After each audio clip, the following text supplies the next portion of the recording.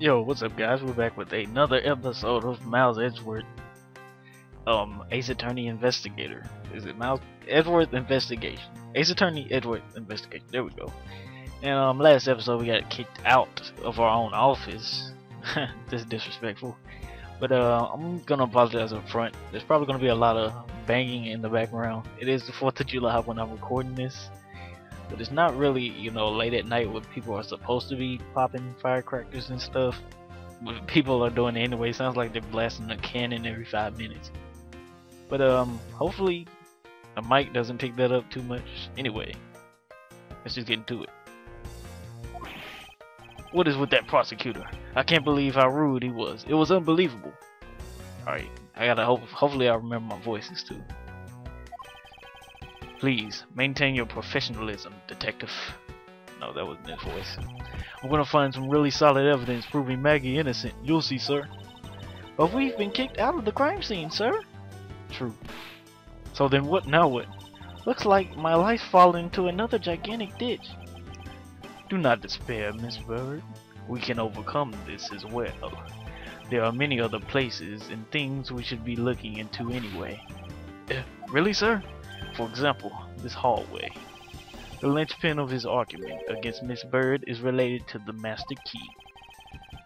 In that case, this hallway is the perfect place to look for more information regarding the mystery surrounding my door. Begin investigation.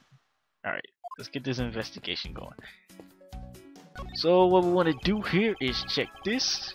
I won't rest until I've inspected every suspicious looking nook and cranny. See, I've slowed down a little bit. Alright, so what we have here, it's the missing files. It's the missing Zero series file, sir. No doubt about it. The bloody letters marked it clear as day. There seems to be a few pages missing. Our thief took only what was necessary and left the rest behind. So what are these Zero files about, sir? I guess they've got something worth stealing in them, huh? Not particularly. It's just a collection of court case files, however. The cases within these files are not mine, huh? They belong to the High Prosecutor that used to occupy my current office. I have my reasons, but let's just say I was in charge with keeping them as they were. Then that means the thief must have also wanted the files for a specific reason, right? It would seem so. Only the pages related to the cases missing from 10 years ago are missing, but I keep skipping a line. I wonder why anyone would care about such an old case. Right, I think that's all the clues we need there. And then what you want to do is talk to Miss Bird. I was wondering if I may speak with you for a bit concerning this case. I've always been a big fan of the courtroom, but this is like a dream where I'm being cross-examined by the Miles Edgeworth. I should have said D. I can't believe this chance has passed me by. I must remember to ask her about the master key. I should jog her memory by showing my notes to her through the present button. The present button, come on, man. Alright, so present the master key to Miss Bird. So, when did you discover that the master key was missing? By the time I realized it, I think it was around 1 AM, sir. And I noticed it was back around 2:30 AM. It was just sitting there on the ledge where the security room's reception window is. But I'm sure that between those 2 times, it was not just gone but stolen, sir. Alright, so we got logic here. Why is such an important key stored in such an insecure place? It's not like that, sir. We've always keep the key further inside the room away from the window. Always, you say? Except for this time, correct? Well, I admit that I was a bit careless, but I had my reasons. I left it out because I was sort of using it at the time. It was after I had used it that I left it sitting on the ledge. She used the master key. Alright. So we gotta break her down.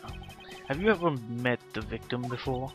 Well, I've seen him a couple times before when I had to go to Mr. Portman's office. Mr. Faith was always playing basketball with Mr. Portman, sir.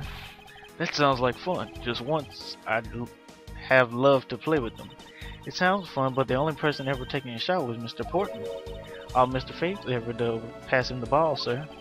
On second thought, I don't think I fit in all that well with them. Alright, so we had to ask her why she used the master key. What do you mean by use the master key? Oh, I had to use it to open the door to the prosecutor who had forgotten his key. Oh. I mean, it's my job as security guard, right? Ah! What is it? That's right, I just remembered. The prosecutor who forgot his key. It was Mr. Portman, sir. What? Please tell me more, Miss Bird, quickly. Alright, so see what Mr. Portman's forgetful self was. It was around 12 a.m. Mr. Portman had forgotten his office key, so he came down to security, sir. And that's when you loaned the master key to him. No way, it's against regulations to loan the master key out to anyone. I walked with Mr. Portman to his office and opened the door for him personally, sir. I see. And then, what happened after that? Well, he called for me to come close up his office as he was leaving to go home. That was around 1:30 a.m., I think. So in summary, for the sake of one forgetful prosecutor, you used the master key twice tonight. Talk about suspicious. I doubt that you could say you've never left your keys at home, detective. I think this calls for a thorough examination of Mr. Portman's door. Alright, so I don't think we have to discuss the last point with her, but we do have to inspect his door. This door is locked tight. I bet with the old credit card trick wouldn't work here, huh, Mr. Edgeworth? This is an office of a high prosecutor, detective. These doors would be pretty ineffective if the average cat burglar could get through them. Aha, so I guess only a great cat burglar could get in it. That must be who our culprit is. Might I advise you to return that conclusion to whatever pawn shop you brought it from. I bought it. Can I look at the door? Did I look at the door? I mean the doorknob. Door is locked tight. oh, yeah, okay, I checked that. Nothing suspicious about that, I guess. Alright, sorry about that. So why was Mr. Portman so particular about getting to room 1202? I'm not sure, but I bet it was because of something like his birthday is December 2nd. Yeah, I bet that's gotta be it. I can't think of another reason why. I can think of at least 3, but why am I even wasting my time about this?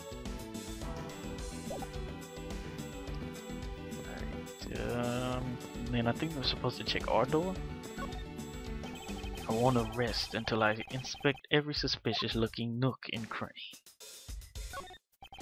I don't see any signs of forced entry, and according to the guard, no signs that the lock was picked either, sir. Oh wow, that was freaking gumshoe. Meaning that the door really was open with the key. Did you happen to ask if there were fingerprints lifted from the doorknob? Apparently the doorknob's clean as a whistle. Wipe. They think. Whoever this thief is, they did a good job of not leaving any clues behind. Do I have to logic something? Hold on. Files in disarray, rearranged twice. Master key was stolen. It was used twice.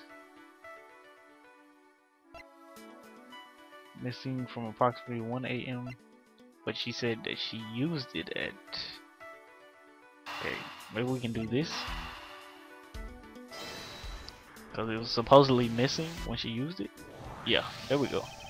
Miss Bird, I'm afraid there are flaws in your story. What? No way, pal.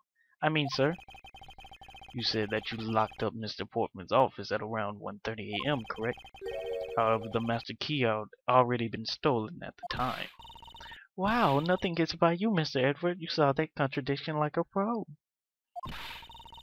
I had totally forgot all about that, but thanks to you, I remember it now. You're right, it was around that very time that I realized the master key was missing and... Well, I'm a security guard, sir. I couldn't just admit to losing the master key, could I? So I pretended to lock up his room, sir. You pretended? There goes the fireworks. Yeah, I used my house key and made it look like I was locking up, sir. So in actuality, you never did relock the door then. Well, I thought that maybe I could go lock it after I found the key. Come to think of it, I guess the door still hasn't been locked properly.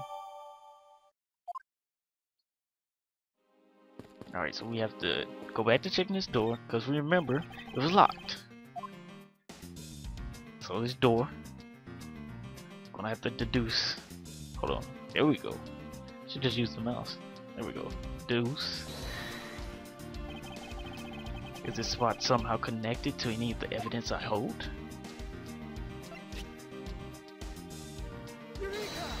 Eureka! There's a contradiction between reality and the evidence. If what Miss Bird has said is true, then why is this door locked tight? Huh? You know you're right. Miss Bird, are you sure you didn't relock this door? I'm certain of it, sir. And I don't think Mr. Portman noticed it that I hadn't. Which means what, sir? It either means that he actually does have the key to his office, or that the door Miss Bird opened wasn't this one at all, but a completely different one. She opened a different door, but how can you prove that? There's an easy way to find out. All we need to do is examine fingerprints on the doorknob, of course. The prints on the doorknob will tell us everything. Hey you pal, do us a favor and see what you can lift from this, okay? So what did you find out? There's no need for such belligerent nostril flaring, detective. Sir, I found only Mr. Portman and Mr. Fate's prints on this doorknob. So only two people's prints were found on this, huh? That's pretty decisive. Huh? I'm lost, sir. Thinking logically, a certain other person's prints should be on the doorknob as well. Alright, so this is obvious. Miss Bird's print should be on the doorknob because allegedly she opened and Fate closed it. Do you find it odd that the prints of the person who unlocked the door are absent? You mean, yes, the door that Miss Bird opened could not have been this one, but a different one. That investigation complete? What have we here? Oh no, we have a little more investigating to do. I won't rest until I've inspected every suspicious looking nook and cranny. Alright, so it's a little suspicious spot right here, you know, it looked like it's been... Oh, hold on. What's this? What are you looking at, sir? Oh, hey, how about a game? That's okay, detective. I just found the position of this hoop to be a little off. Hey, you're right, sir. I guess it shifted when somebody made a seriously sweet slam dunk. The positioning of the hoop is definitely unnatural.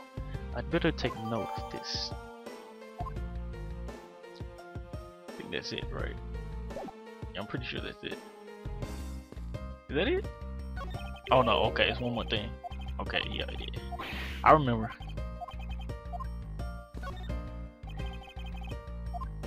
Then we got a little note right here.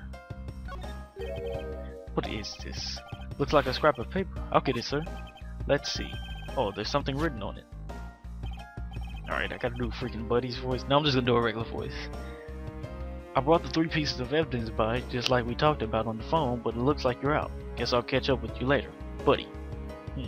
Looks like a note from the victim. Yeah, and it's for Mr. Portman.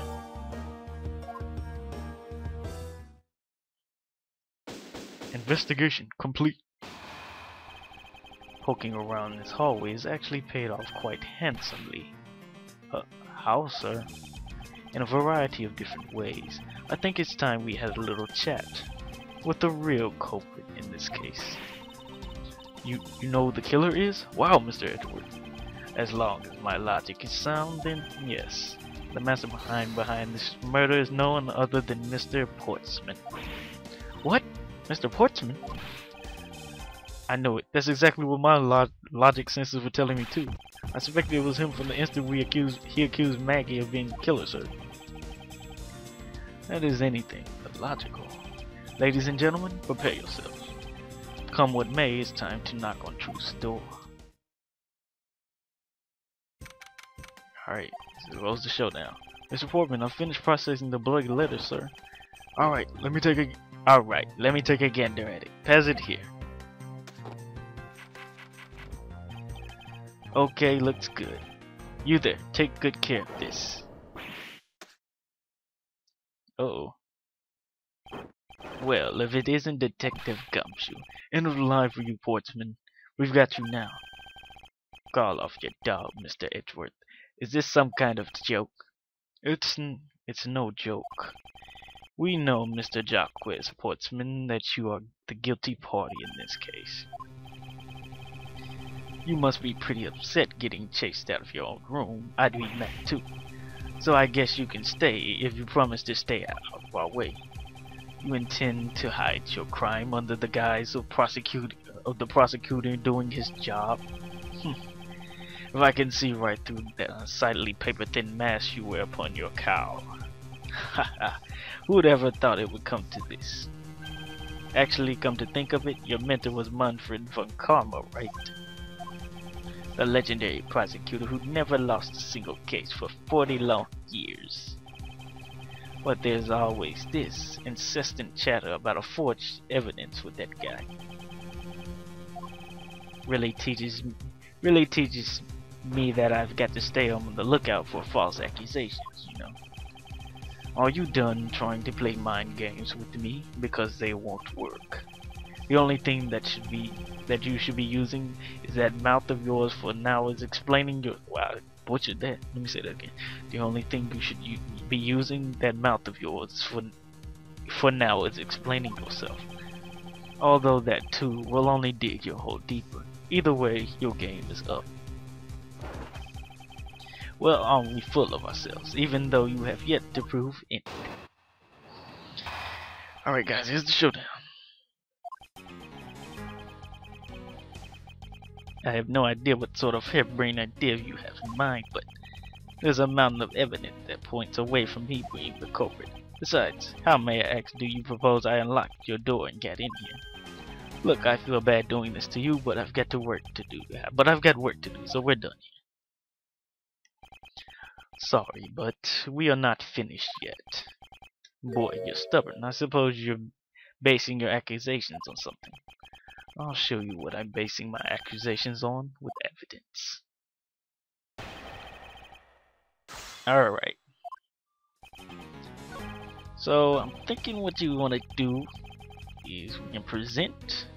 I guess you can probably present the key. Yeah, that'll make sense.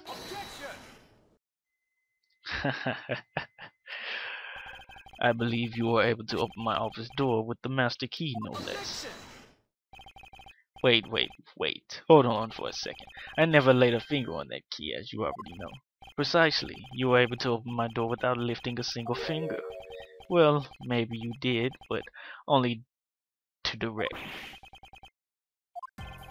That's right. You used your finger to direct this person to open my door with the key.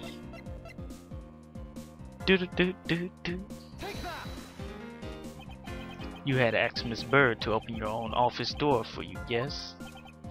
Yeah, I kinda forget my key at home. Happens a bit too often for my taste, you know. But the room you had Miss Bird open at the time was not your own, was it? What? You have quite the imagination. But why don't we ask this girl herself whose door she opened, shall we? I'm certain that it was Mr. Portsman's door, sir. I checked the number on the plate to make sure I was opening the right door, sir. See, Miss Bird backs up my story. Yet, what if you had misled her to fool her into thinking what you wanted? And how do you suppose I did that? By switching the number plates on the doors, for example. That's right, they do slide out pretty easily. Furthermore, you use one other thing to give a very strong impression. That the door she was opening was yours and not mine, in fact. What was it that Mr. Portman used to make Miss Bird think that it was his room? Alright, he obviously used the basketball hoop. What? A basketball hoop, sir? It was quite the peculiar fixture in any hallway, let alone a hallway in this building, which is why it left an unusually strong impression on you. It's an object perfectly suited to sit just outside the office of a peculiar prosecutor. Gah! That's very true, sir, but there was a basketball hoop sitting there. I thought the door I was opening had to be Mr. Portman's. There are signs of the hoop have been moved. To sit in front of my office, to be sure. I see, so that's how you throw suspicion on people. Thanks for the tip. But I think your conjecture is a little off the racetrack. Okay, he has a rebuttal. Now that you're spouting nonsense. I had the girl open my office door.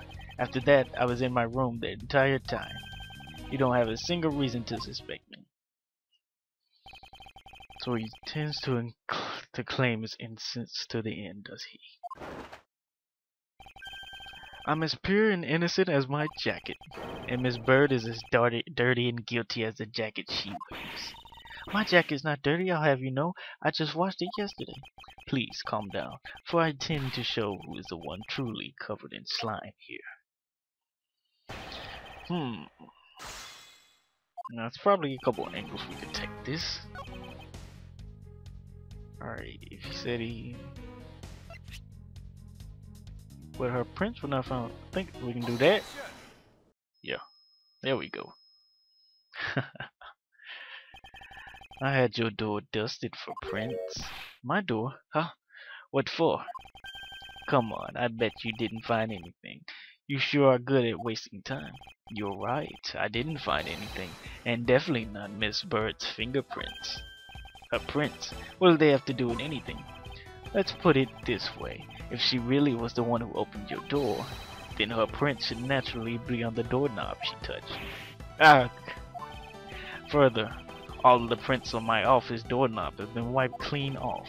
I can only assume it's because Miss Bird's fingerprints were on it. But it doesn't change the fact that I was in my room the entire time. Is that really a fact, or is it fiction? Hey, would I lie to you? I have here proof that you were not in the room the entire time as you claim. There we go.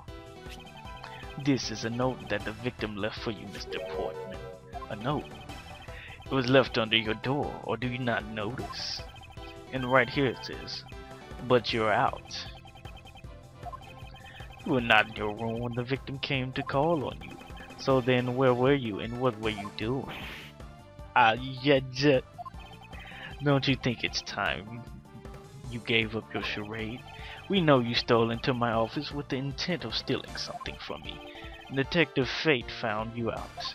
Possibly because he heard sounds coming from a room whose occupant was on leave. Mr. Portman, you killed Mr. Fate to silence him. And I had the misfortune to return when you did. You had to threaten me as you escaped. As I've said, you had the gun to my back. No one gets away with committing murder in my office.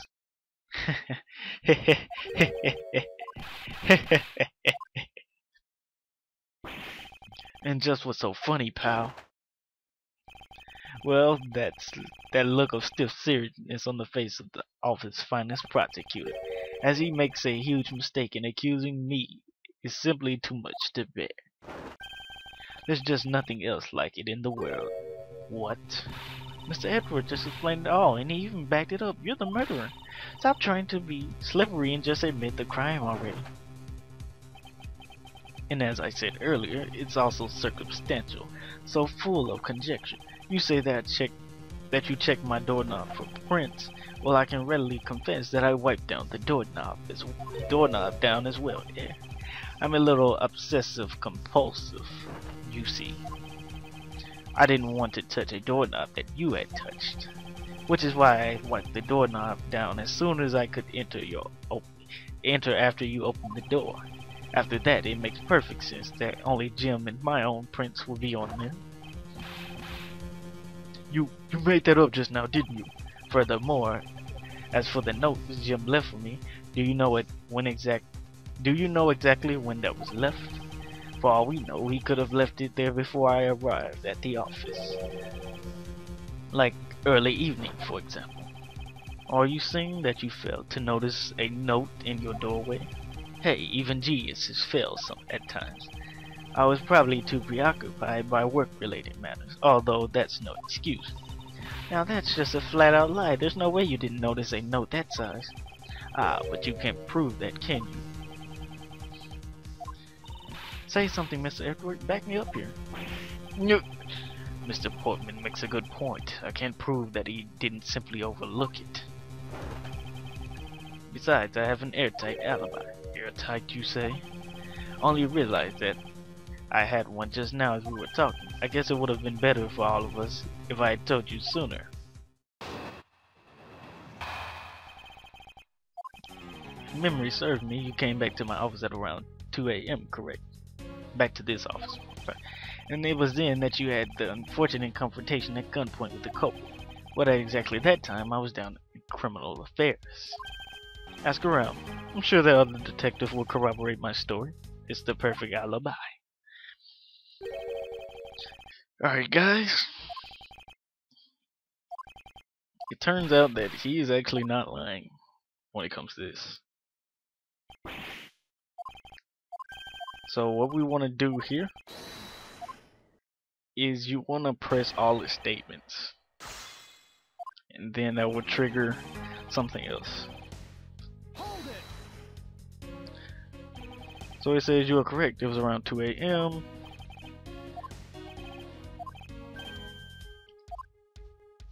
Yeah, it's pretty much all useless information. I'll kind of run through it. Just not trying to drag this episode on.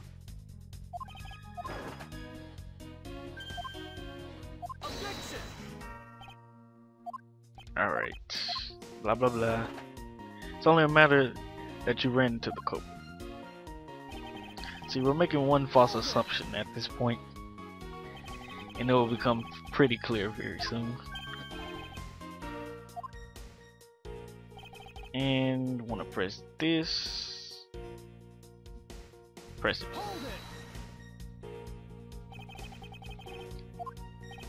And it was just as I said, right? Yes, sir. A normal detective said they saw you at around this time. Alright. Impossible. He actually does have a perfect alibi. What's wrong? What the sudden sullen look on your face? Can't you say anything back, Mr. Edgeworth?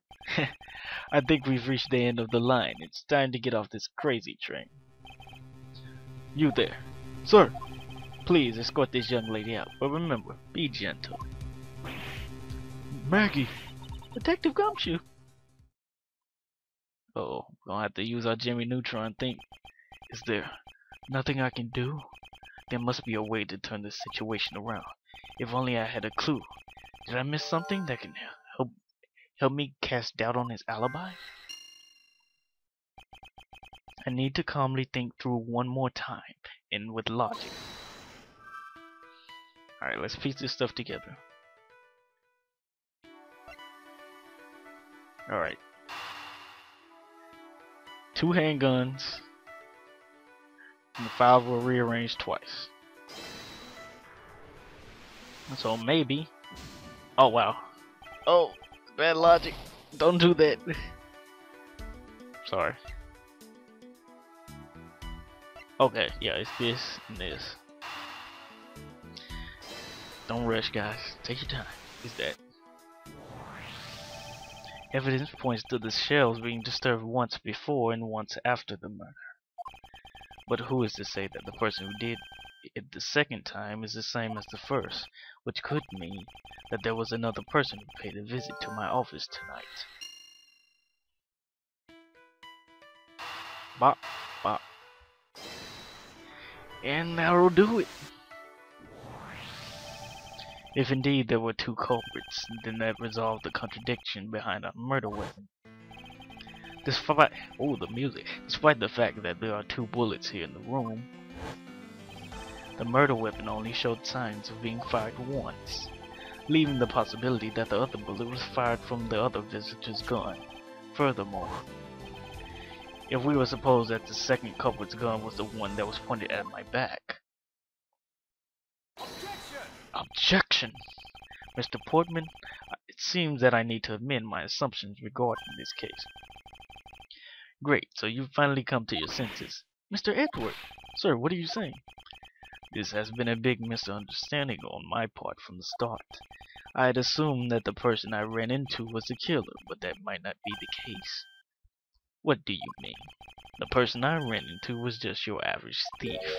A thief? But sir, doesn't that cause some sort of contradiction in the facts?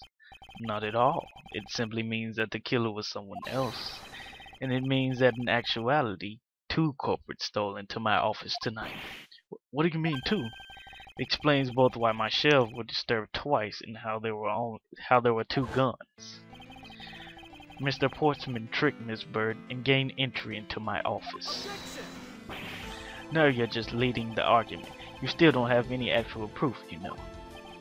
If you could please go along with my hypothetical scenario for now, Mr. Portsman.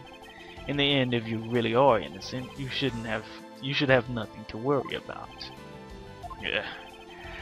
Now then, returning to my scenario, Mr. Portman was out to steal something from me, which is why he checked my secret safe and ransacked my shelf.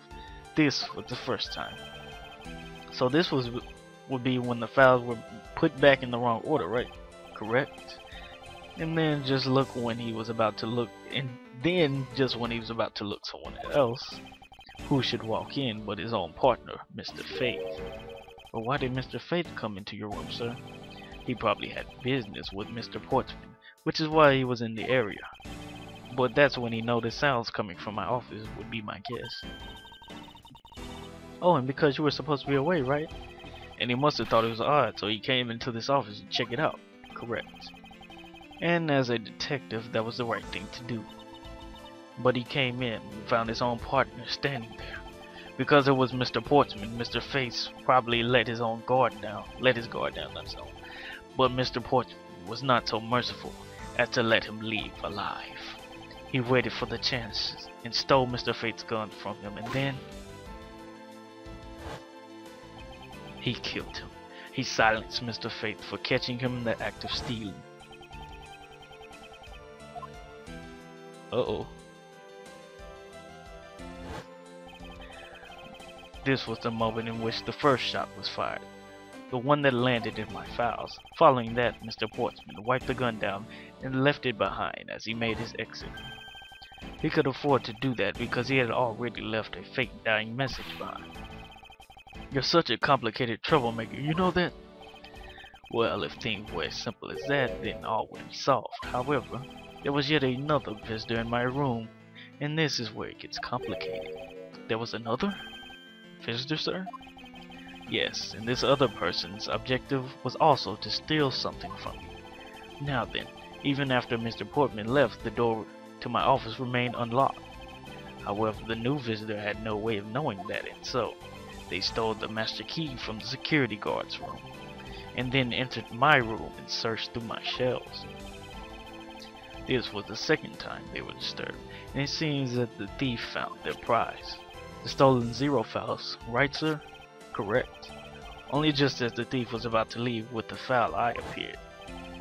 The thief then threatened me with their own gun and made their escape. The second bullet was fired during that brief encounter. So the shelves getting messed up twice and 2 bullets is all because 2 different people were doing those things at 2 different times? Precisely.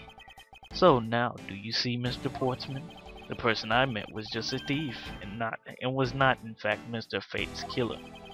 Your alibi for the time frame in which I ran into the other person is now irrelevant, because we know that the murder took place during the first culprit's visit.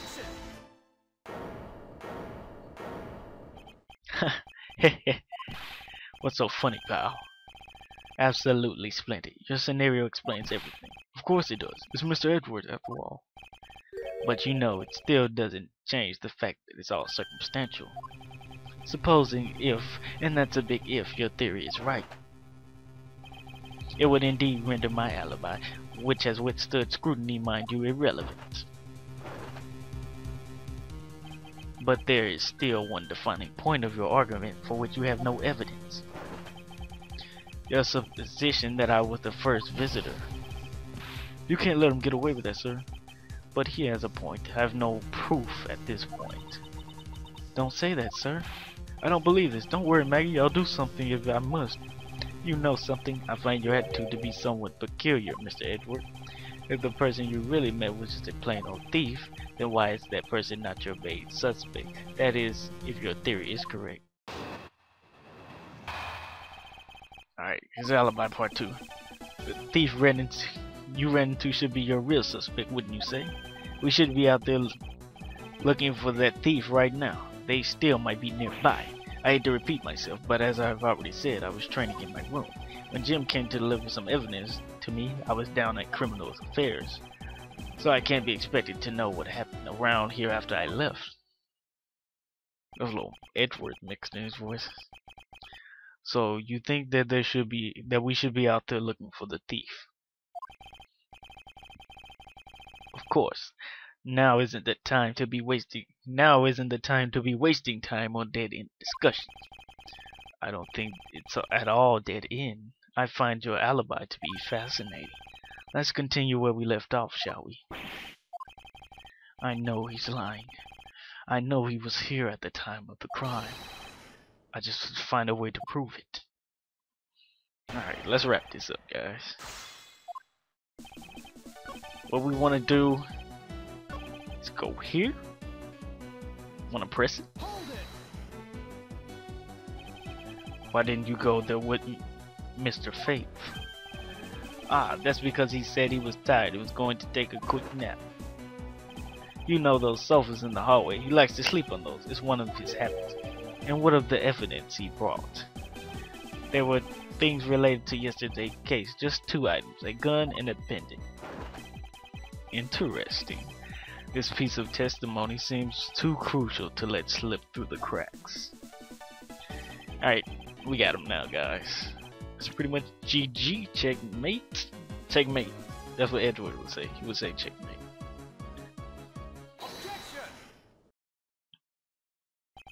Only 2 pieces. I believe the proper phrase here is, you fail. Ooh. Excuse me? You failed as a prosecutor, Mr. Portsman, as you intend to keep evidence hidden from me? What are you talking about? I haven't hidden any evidence from you. Well, here's a piece of I think you should read carefully. It says that Mr. Faith was bringing 3 pieces. Yes, and this is with the victim's real dying message to you, Mr. Portsman. I can't believe it. I get tripped up by a single arithmetic. Where is the missing piece of evidence?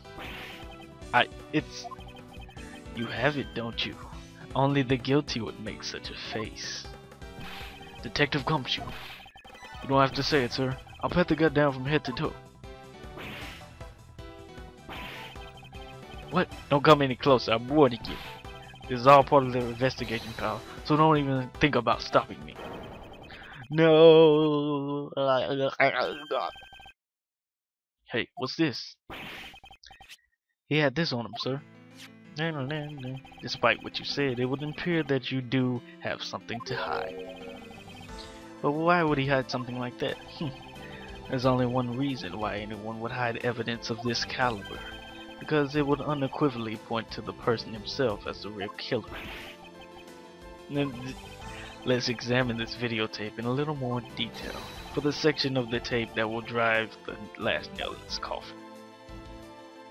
Probably got blood on it, right? Yeesh. That's blood, isn't it? Yes, and I believe this is what the good prosecutor was trying to hide from us. This blood is still fresh. You mean this might be Detective Fate's blood? No, you get it all wrong. No amount of denial can save you. We have but to run a blood test to find the truth. You told us that you had received evidence from the victim earlier.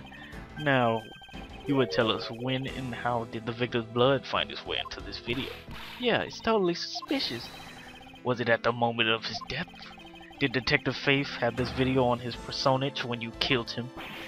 You know very well there's no way to prove that. Not even if we were to examine the tape for fingerprints? If I had to take a guess, I'd say the only ones on here would belong to the murderous you and Mr. Faith. No, impossible. I did it.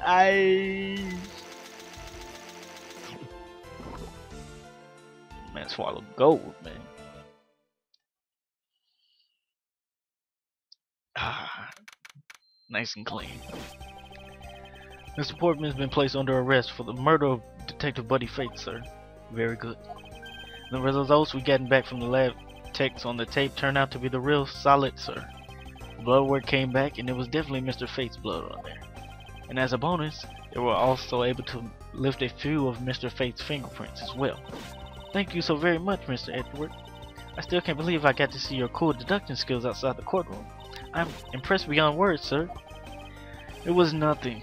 I'm just sorry that you got caught up in the murder in my office. Please accept my apologies.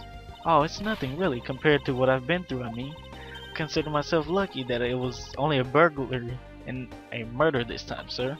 If it had been a hold-up or a hostage situation, I'd throw my hands up in the air. I think I'm finally rising up from the goddess of misfortune to just an unlucky person. Something tells me we should have hired a different person for security detail. I agree with you. You know something, sir? That Mr. Portman really was one corrupt prosecutor. And why would you say he was corrupt? Well, I heard that there were a number of suspicious things related to his court cases. There's even rumors about how some of the evidence he uses is forged, sir. Forged evidence, huh? And they say he even decided not to prosecute a few cases for some really vague reason. Oh, that guy was a complete disgrace to the entire profession. We never did get around to asking what is the reason for breaking into my office. Yeah, whenever we got near that topic, he just clammed up. Although we can be pretty certain it was to steal something. This is just between you and me, sir, but there's a rumor that some sort of huge organization is involved behind the scenes. Oh, well. With Mr. Portsman not willing to divulge anything, it certainly lends credence to that rumor. It would seem that we haven't heard the last of this. Huh? And Mr. Portman isn't the bad guy? I didn't say that, but rather that there are still many more mysteries for us to solve. For example, we still haven't figured out the significance of this evidence. Is it this? I think so. Yeah, it's that. Bop. Take it. The person who stole this file. The other villain of the night.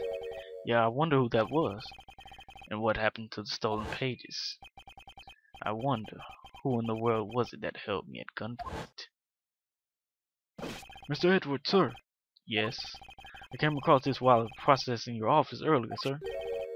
This card. What is it, sir? Is that a bird or something on there? It's not just any bird. It's the mark of the raven. A three-legged raven.